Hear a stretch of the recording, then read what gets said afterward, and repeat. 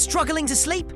You're not alone. But what if I told you you could biohack your way to deeper, more restful sleep? Here are 3 easy ways to optimize your Z's. Hack number 1. Block the blue. Electronic screens emit blue light, which messes with your melatonin.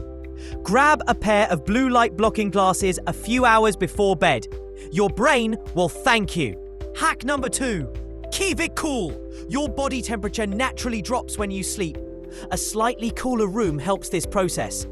Aim for a temperature between 64 and 68 degrees Fahrenheit. Sweet dreams are temperature controlled. Hack number 3. Stick to a schedule. A consistent sleep schedule, even on weekends, regulates your body's natural sleep-wake cycle. Go to bed and wake up around the same time every day. Your internal clock will love the routine. Bonus tip.